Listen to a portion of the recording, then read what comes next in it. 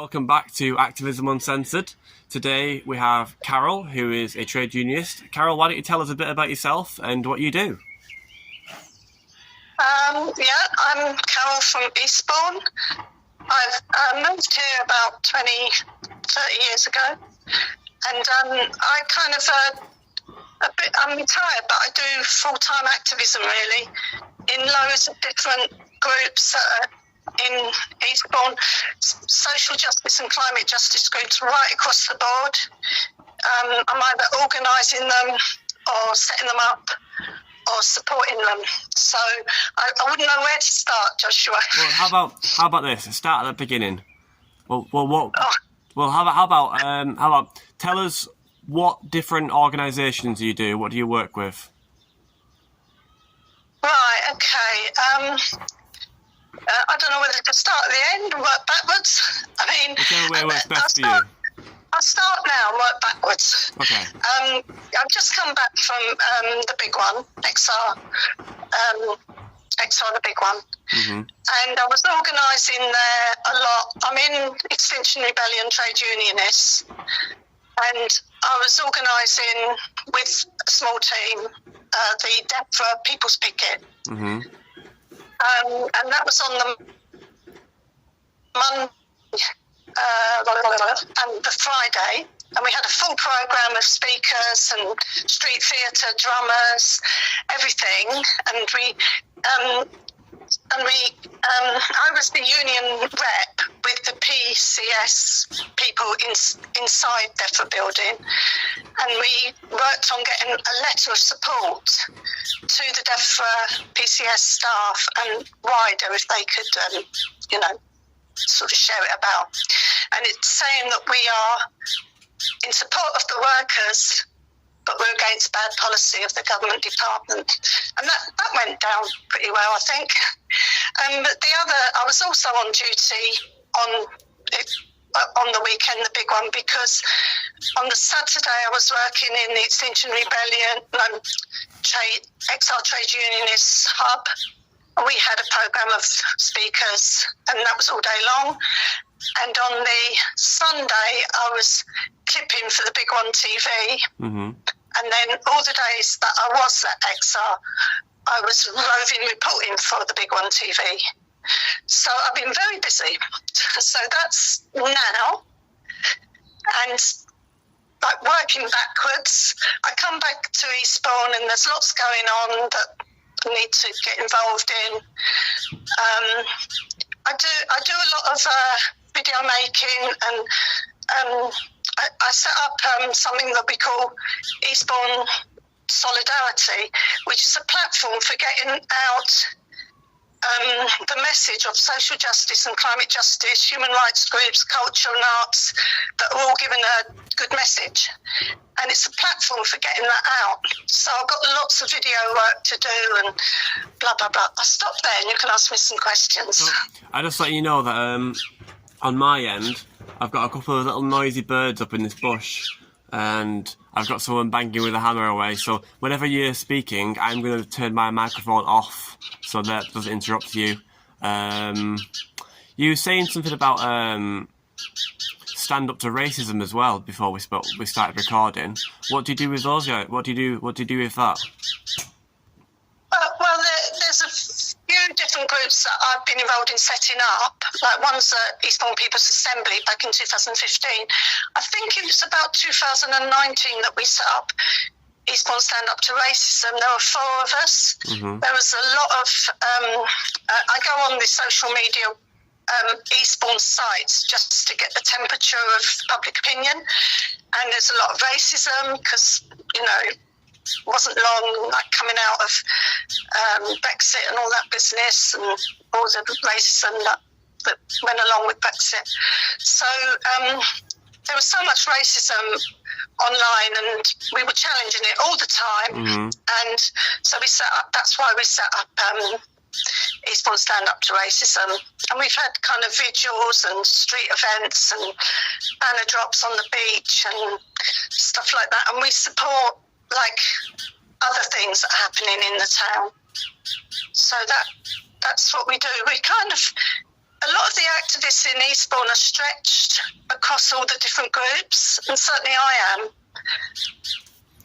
am. Yeah, so you do Extinction Rebellion, you do unions and support like unions and strikers. Is that right? Yeah, I'm an XR trade unionist. Yeah. And I raise awareness of the link between worker struggles and climate activism in Eastbourne. Mm-hmm. And that's a bit like starting from scratch, but I think people are beginning to get it now. I'm in the Trade Council. I'm the vice chair of the Trade Council.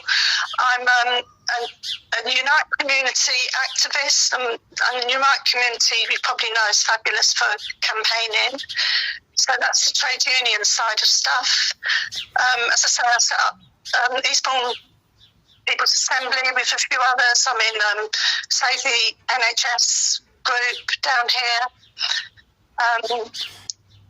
There's just so many of them, Josh.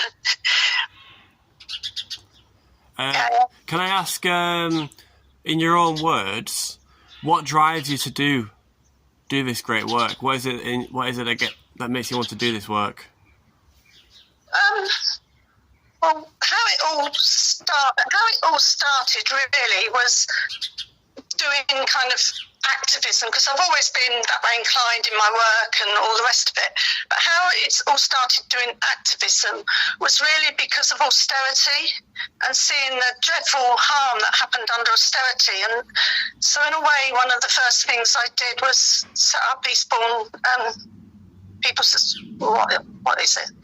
Assembly. Mm-hmm. That was one of the first things. And it just grew from there, because everything's linked. So, like one of the things that happened when the police crime sentences and courts bill was coming out, and it was about curbing protest. And on May Day, 2021, when it was. That was the first time the climate justice and the social justice groups in Eastbourne came together for a single event, and we put on a march and rally, and that went down really well. And that's when I set up Eastbourne Solidarity, because it showed that we could collaborate across the different groups on an issue. Mm-hmm. And so that, I think, is the message of the day, really. It's coming out of XR, the big one. And one of the three pathways is about collaborating with other groups. So kind of, in a way, that's what we need to do, and we have been doing that in Eastbourne. So from there, when the COP26 happened, and there was the COP26 grassroots coalition that joined in with the global action to set up events, we were all poised really to be able to set up a collaborative event in Eastbourne. And so that was a 4 times bigger march and rally than the one for police crime sentences and courts bill, which we called the Kill the Bill one. So, and it's grown from there. Like, everything's linked. All the issues are linked. There's common causes of what the problem is. Who the bad guys are. I think they're all linked by the fact they're fighting the same system. It's the same systems that are screwing over the nurses, that are screwing over the train drivers, that are destroying the planet and, causing austerity, causing people to choose between heating and eating. It's the same government, the same people, and the same systems that are causing all these problems. So really, they are linked. When I was in prison, I came up with an idea for a new organisation. I was thinking about calling it One People, One Planet. And the idea would be that it would cover all of the demands of Extinction Rebellion, all the demands of Just Stop Oil, all the demands of Animal Rebellion, all the demands of the nurses, all the demands of all the strikers. And it would cover all the demands, and basically it would say, like, we don't go home until you've had your demands met. So, for example, Just Stop Oil wouldn't go home until the nurses have had their pay rise. and the nurses wouldn't go home until Anna Rebellion have had their demands met for stopping animal agriculture and the torture of animals. That we wouldn't go home. None of us would go home. So the train strikers have had their demands met, and so on and so forth. And as a united front, would be a lot stronger than all these individual groups trying to get individual things. That's the idea I was playing with. I think in small steps we're moving towards that mighty vision that you've got there. I mean, in small steps we are moving towards that. You know, like for the first time, I think, like of the 200 supporting groups that came out to support the big one last weekend, there was a trade union, and that was the PCS, and they declared a climate week that week, and they supported XR, and it's like, I think that's a bit groundbreaking, and it's happening in. It's kind of reaching a bit critical mass, you know, that where it kind of, people kind of get it. All of a sudden, they all start getting it. Yeah. So it's kind of quite fast moving lately, which is good. It needs to be, doesn't it? It needs to be. Well, yeah, I believe that we're gonna do this this year. To be honest, I think it's gonna. If you understand what exponential growth is, I think it's going to go up and up and up, and all of a sudden we're just going to hit a breaking point, and it's just going to be like floodwaters are going to open. And I think that started to happen in 2019, and it had the legs taken out of it from COVID. But I think when it happens again, we all need to be ready to make sure that the support networks are in place for people who do, you know, all this stuff, and make sure that it goes somewhere, you know. Yeah. I, like in the different groups that I'm in, they are building more systematically and organising more systematically, and like, so there'll be a pocket here that's building more systematically and a pocket there, and they kind of overlap because quite often it's the same people in them. I do think it's beginning to reach what I call critical mass. I mean, people know this, like from, I think I've forgotten his name. Like, I'm an old hippie, right? And it was Lyle Watson in my day, and there was, I've forgotten the name of the book because he wrote a few, but one of the examples he gave, I think he was a biologist, and he was in the forest, and he would notice that some monkeys were beginning to use a gourd shell to drink. An upside down gourd shell.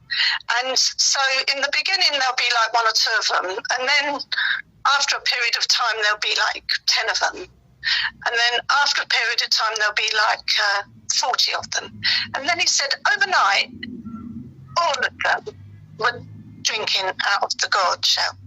So it's kind of, I feel it's beginning to get like that, at least I hope so. Well, no. The reason I do what I do, I'm purely, I joined this started doing this kind of work because of the climate stuff, because of what we've got to lose from the breakdown of Earth's climate. And if you're to look at the latest climate science, we are pretty much out of time now, and we need a radical change, system change. And I've said this a few times on the podcasts, I don't think our government are fit for purpose. I just do not think they are the people who are going to say, come on, let's decarbonise our entire economy and transition and make sure that everyone's housed and fed and everyone's looked after. I just don't think that they're the government to do that, because their main interest really is making their rich friends richer. I'm pretty sure even if you don't believe in climate change, and even if whatever you believe, you understand that this Tory government is not on your side, surely. Yeah, of course I do. I mean, they brought in austerity, didn't they? And with the Lib Dems, so that's when I began to think enough is enough with that sort of government. That puts profit before people. I mean, definitely, but it's not just the political party that's wrong. It's the whole parliamentary, the whole electoral system, which is weighted towards, like a smaller party will have proportionately enough votes to have maybe 10 times as many MPs that it's got, because it's first past the post. They don't get a look in and stuff like that. But in a way, I've lost faith in parliamentary democracy anyway. Call it, it's not democracy. I've lost faith in that system a long time ago, really. There was a bit of hope when Corbyn might have done a few good things, but the powers that be made sure that never happened. We need the Corbyn did get shut down massively. He was slandered in the news.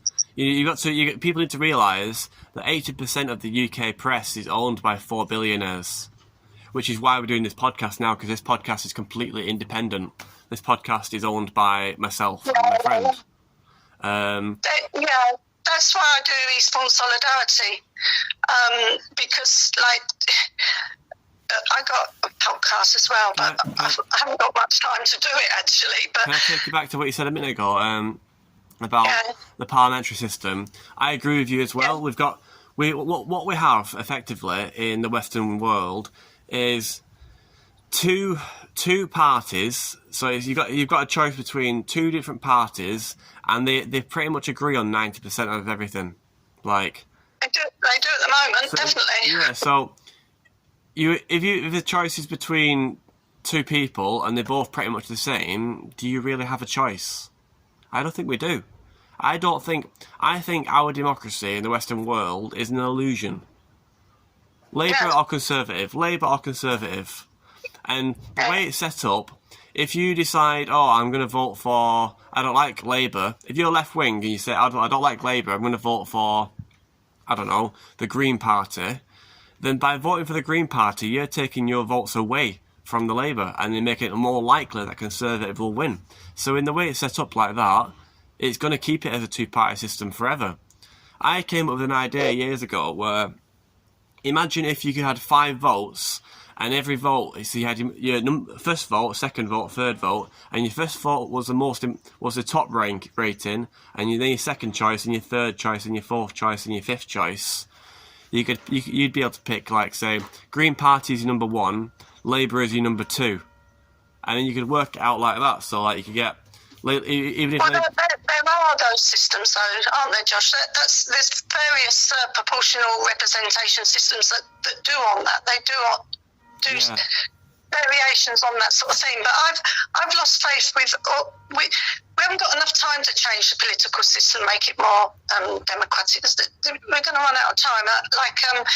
It's all about mass movements on the street for me, and which puts the pressure so much on the decision makers that they have to go along with it, whether they like it or not. That's one side of it. The other side of it, there's going to be so many crises, the system's going to be breaking down all around them, and something new will emerge if we're organised and we can grasp the opportunity, and we have to get organised. Yeah.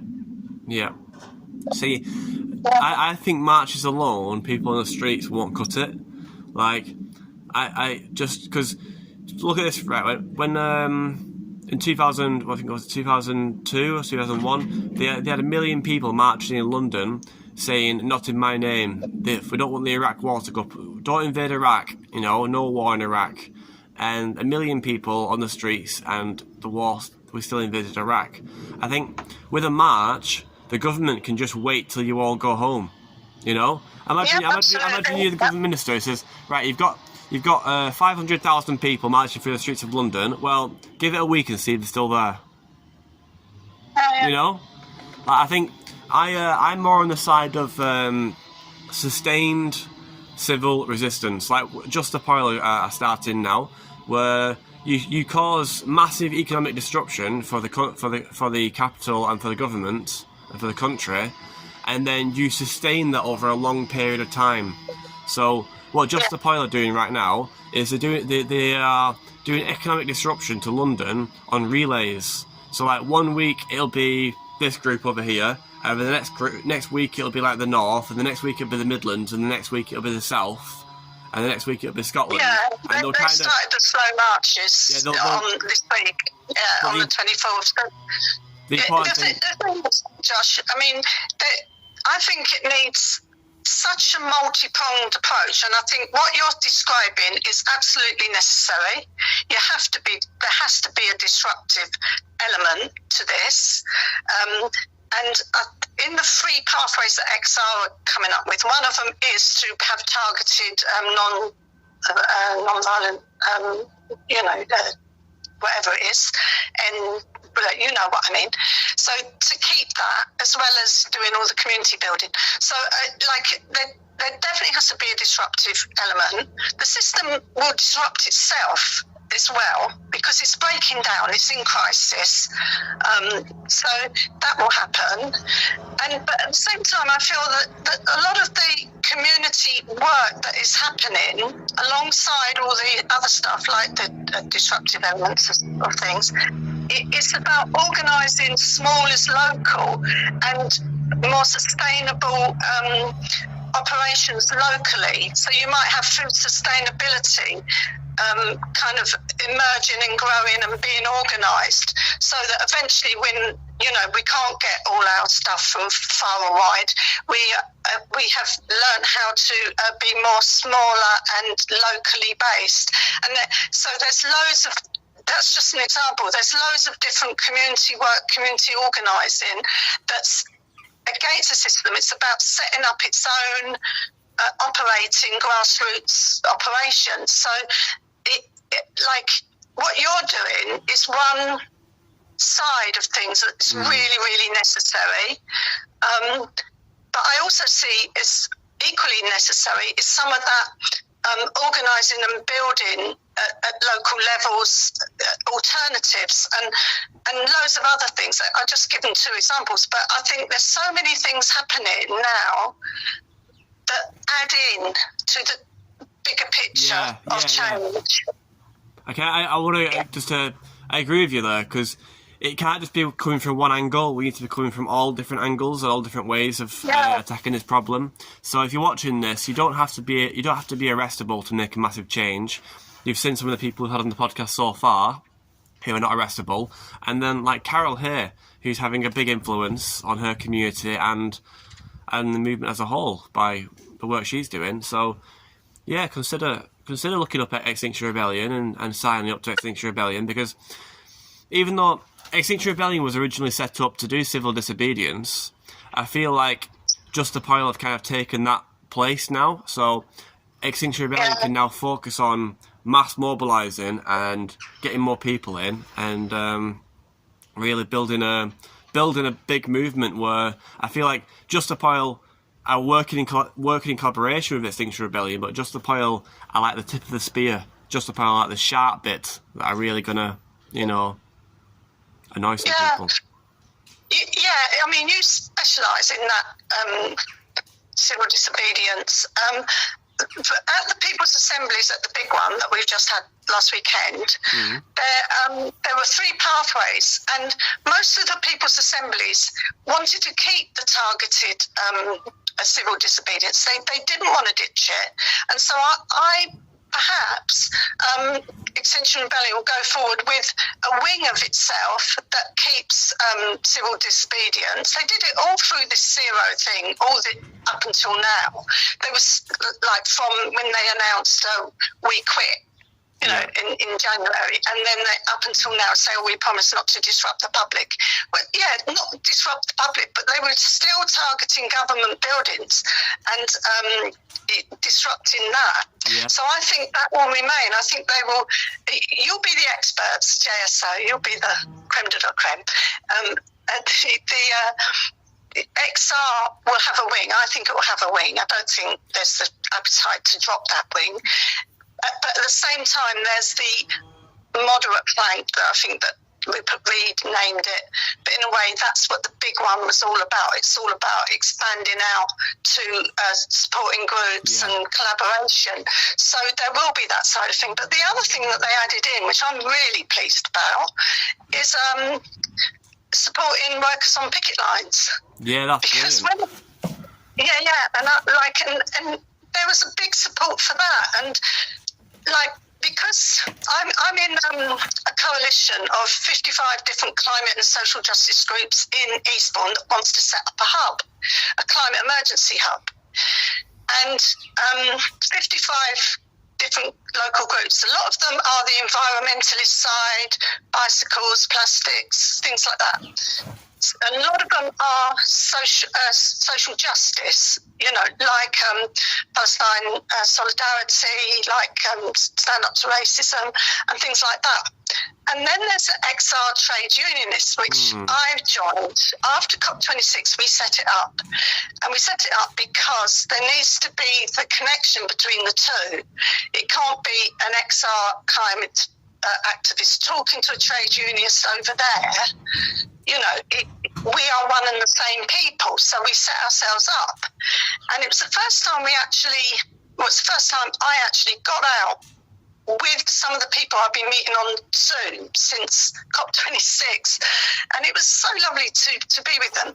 But in Eastbourne, it's like when I first started mentioning I support the picket lines in the climate WhatsApp groups. What are you talking about picket lines in here for? This is about climate. I think, I thought they were joking, and I just thought they were joking, having a laugh. But then I realised they were serious. They didn't know the connection. So, and I think a lot of work's been done now where people are getting that connection. And certainly XR trade unionists are doing that work, and we're growing, and we got really good reception when we gave the speakers event. So I'm really pleased. Locally, I'm pleased because I didn't like feeling that I was the odd one talking about pickets as a climate activist. Come on. So that's another of the three paths is supporting pickets and supporting workers. So bring it on. Yeah, I mean, we all need to we all need to band together, really. One thing I wanted to say to before about Extinction Rebellion doing this for them being the more moderate flank and Just a Pile being the more, I don't use the word radical, but more hardcore flank, is I don't see any separation between the two. And the trade unionists as well. Like, we're all fighting the same thing, but especially Just a Pile and Extinction Rebellion, they are not at odds with each other at all. If you've heard that or you believe that, it's not true. Like, I know a lot of people in Just a Pile, and I started Extinction Rebellion, and they still have a lot of love for Extinction Rebellion. They still have faith in the XR, symbol. But now that Just a Pile has come along, Extinction Rebellion can still play a very important role, which is bringing people into the movement in general. And I'm very pleased that Extinction Rebellion are keeping with a small amount of civil disobedience, just a bit of light civil disobedience to give people the taste for it in Extinction Rebellion. Because then what happens is people can go from Extinction Rebellion into Just a Pile and start doing the more spicy stuff that really winds everybody up. And then Just a Pile can take all the flack for that and all the hate for that, like we usually do. And Extinction Rebellion is still playing their part, and we a lot of people in Just a Pile still count themselves as Extinction Rebellion. Like, a lot of people, a lot of Just a Pile a lot of people in Just a Pile still see themselves as Extinction Rebellion. So do I. I see myself as Extinction Rebellion. And Just a Pile. No, that's good. I'm glad you said that. I like that. Chris Peckham was talking at this weekend, and he said, okay, it's all very good. XR has reached out to people that wouldn't normally come, and he said it's a bit like Village Fate hits Westminster, which is quite sweet. But then he said, what we need to do going forward is people need to progress. If you're only doing this, step it up and do a little bit more. If you're only doing that, step that up and do even more. But one of the things he said was, I'm still we here. need to normalise. Yeah, I know you've gone. Your face is gone. But he said we need to normalise radical action. So I really like that. And I think people will see it as a bit more normal. But this cost of living crisis, like the whole of this year, people on the streets, like Joe Public or Josephine Public, they are getting angry. They are getting active about their discontent. They're expressing that, and the climate crisis, as you mentioned earlier, is linked with the cost of living crisis. It's the same system that's exploiting the planet as exploiting workers that are on low pay and they can't afford to pay their fuel. So, people are, like ordinary people, are getting more radicalised just because of the circumstances we're in. So, can hear your little birdie. Oh yeah, I hope it's not too loud. I can mute my microphone if you want. Oh, fine. It's quite nice. Yeah, I miss your face, Joshua, but never mind. You're running out of battery, so we'll keep going. I'm still here. I've just got I've got 15% battery left. So, and we've done half an hour so far, and I want to get the other half an hour in before the phone dies. So I'm going to have to turn the camera off. It's okay. Okay, fine. Yeah, great, lovely. Okay, what should we talk about next then? Well, how many years have you been involved in this movement? How long? What was the first thing? Okay, all right. Here's my question to you. Actually, when did you realise how serious the climate emergency was? I think it crept up on me gradually. Hearing Roger Hallam kind of is a bit shocking. Yeah. I mean, he's been to Eastbourne and he lays it out raw. But I don't know when. Really, I've never thought about that. I'm not sure I can answer that question very well. I think that's a problem with today's society. Not many people really realise how serious it is. Like, I was doing my unpaid work yesterday for part of my punishment for caring, and I'm talking to the lads there, and they don't have a clue. Even the staff, nobody has a clue how serious climate change really is. Like, they don't understand that once the climate breaks down and once the Earth system collapses and dies, like, you're gonna die too. The crops are gonna fail and you're gonna starve. Like, people aren't connecting those two things together. How do you think? Because I'm trying to find the way now to really convey the seriousness of this message. I've started this podcast. I've expanded onto TikTok and Twitter and YouTube, and I'm really trying to spread the message. Keep going, John. Keep going with that. I mean, for the general public that is sort of linked into celebrity culture and all the rest of it, maybe it takes quite a few celebrities to come out and speak out, like Fergal Sharkey talking about rivers and stuff. I think that, like, they kind of, a lot of general public will, if I go up and say something to them, they'll think, oh yeah. But if Fergal Sharkey says it, then, oh yeah, did you hear Fergal Sharkey the other day on the telly? Well, I mean, they've had David Attenborough's been saying it for a few years now, and it's still not breaking through. In a way, the way I know he has, but the way, like, a lot of people sort of watch the wildlife and it's kind of pretty and entertaining, and I know he morphed into being a bit more kind of out there and saying what's wrong, but people started because they like looking at wildlife, and it's nothing to do with being alarmed about the decline of the biodiversity and all the rest of it. And so they have learned, but they've learned weren't in a kind of entertainment way, sit on your sofa way. You know, it kind of, people do need to be jolted more, and quite often they're jolted because something in their life has changed. They can no longer get the eggs. Why can't I get eggs anymore? Why can't I get tomatoes? And like something jolts them out of their normal routine, and they hear something on telly or in the paper that resonates with that, and it kind of grows from there. A window they get a kind of a window, and then meanwhile, people like us that have been banging on about this for our little bubbles and trying to get our bubbles bigger by going YouTube-y or going, trying to expand our alternative media. Meanwhile, there's enough of us now that are kind of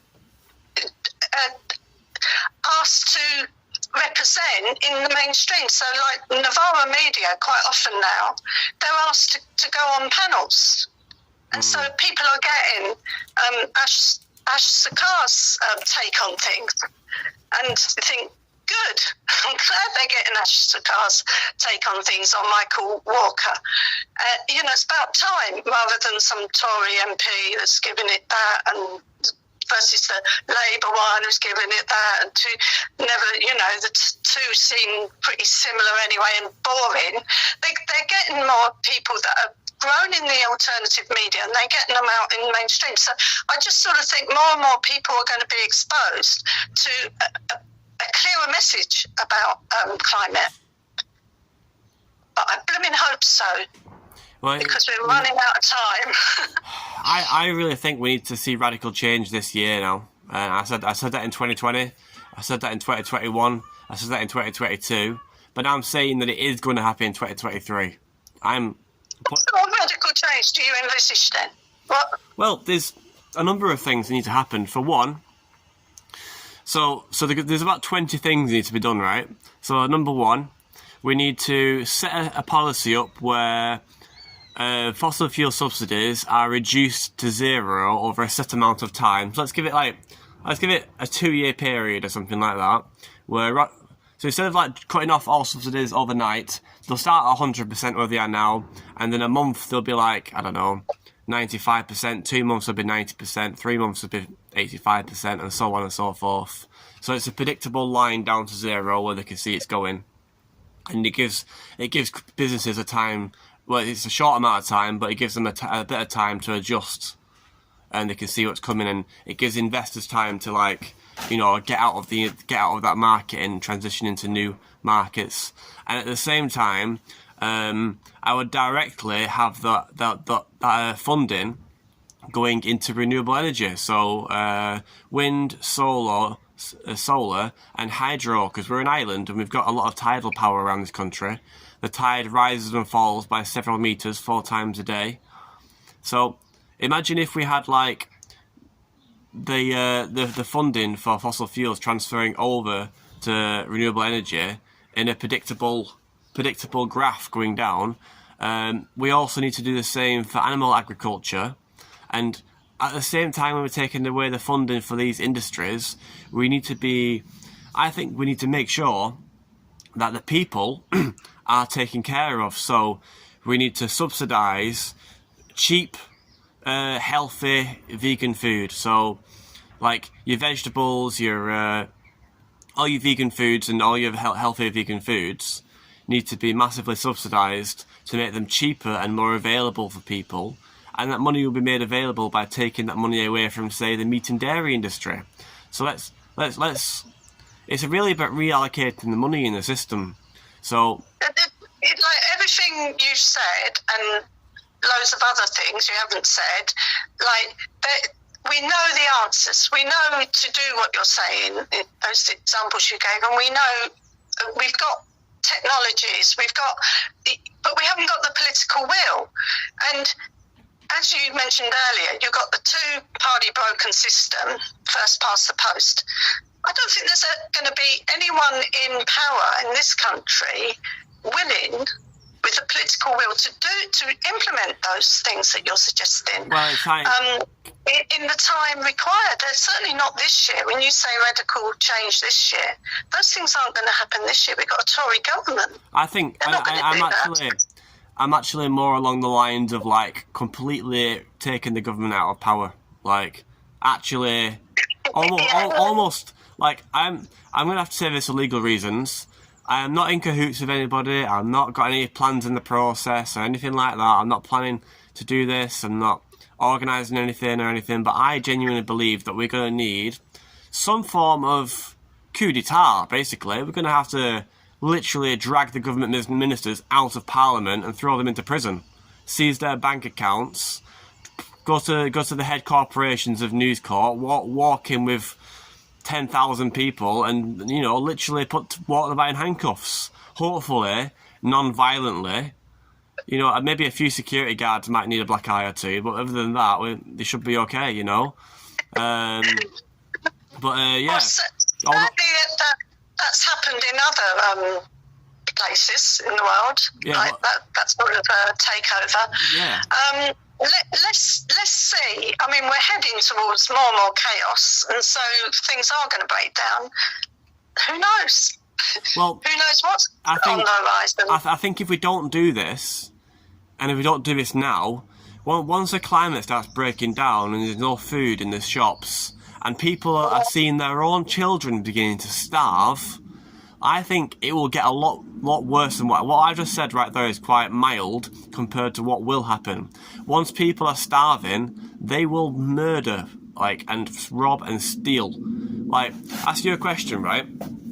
If the climate broke down and was in a massive drought and all the food stopped coming to the country and you could not buy food anymore from today going forward, how long would the food in your cupboards last you? And if you're watching this at home, answer this question as well.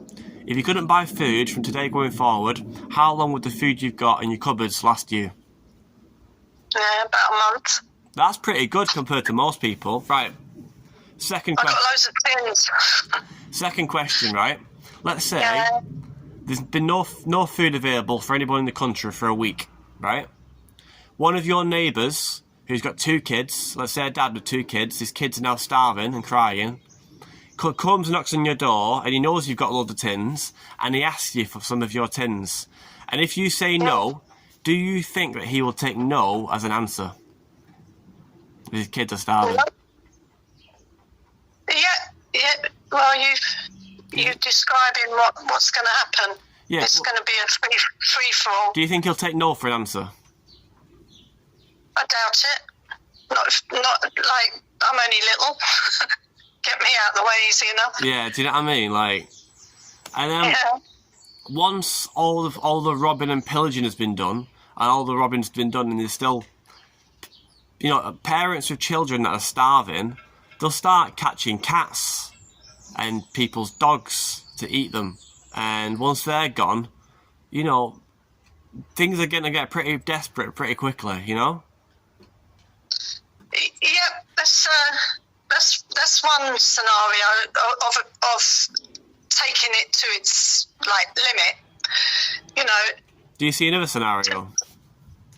Well, I just see lots of different trajectories happening from different bases. So one of the bases from organising locally food, what I mentioned earlier.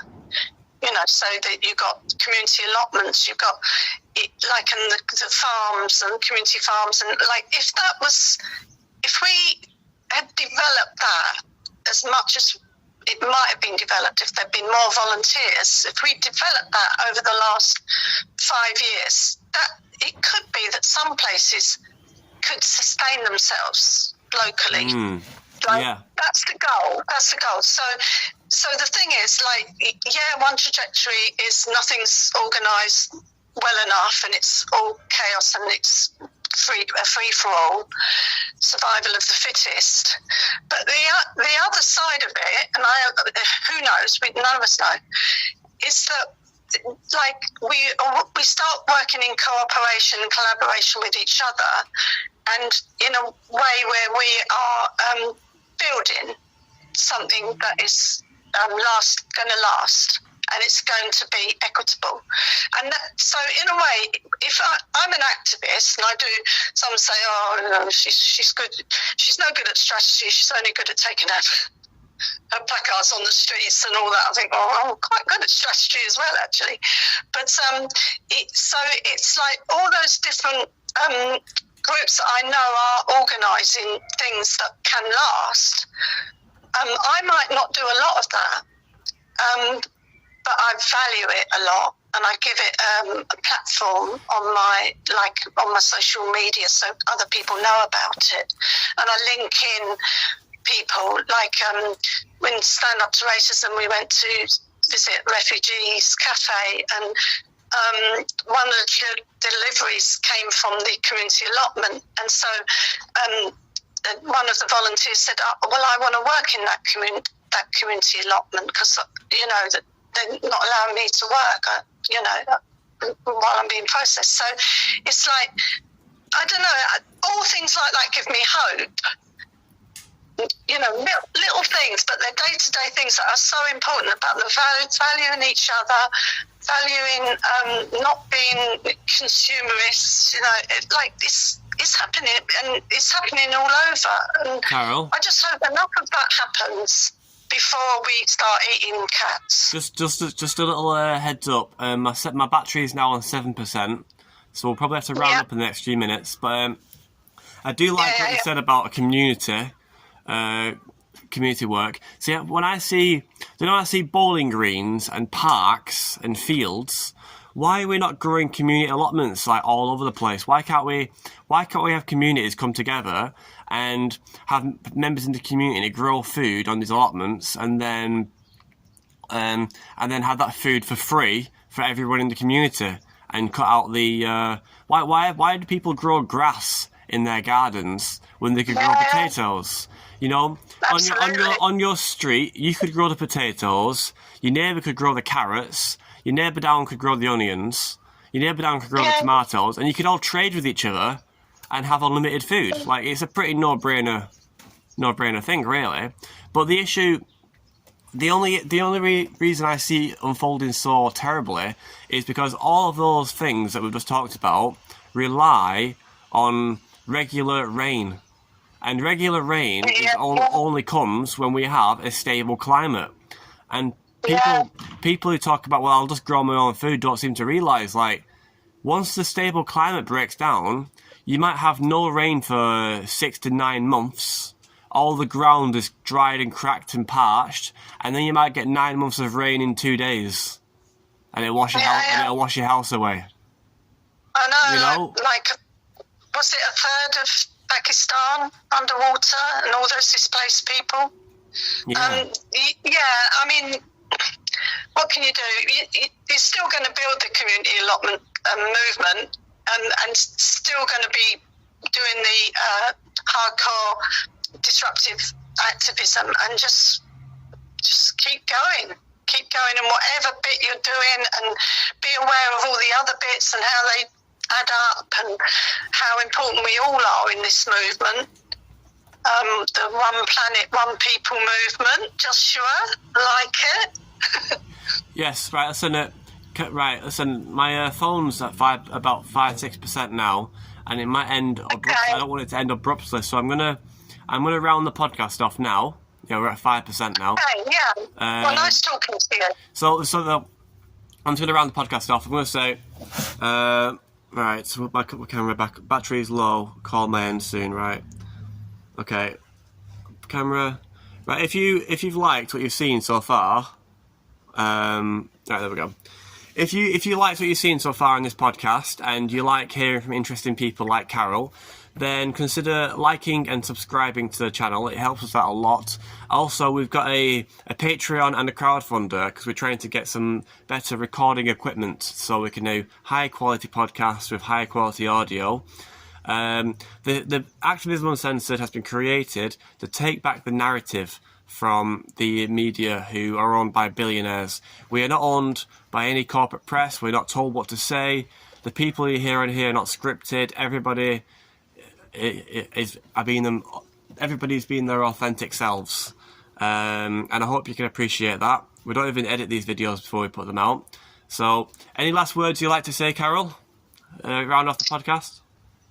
Well, just nice talking to you. I mean, I wasn't looking forward to it that much, really, because, I didn't know how. I'd never done one of these before. So anyone else who Josh approaches, come on in, say what you've got to say. Yeah. We're all important. Yeah. Oh, your word matters. Your words matter.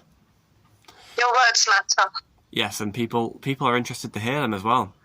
So I'll get you on for a part 2 when I've got more battery and we can discuss things in further. But can you think, whilst we've got a minute maybe before we get cut off now, what do you want to call this episode? Because I'll let you. I'm going to start letting the guest name the episode. Oh, heck. I don't know. All right. Well. All right. I'll call Testing one planet, one people. I'll call it. Oh, heck, I don't know.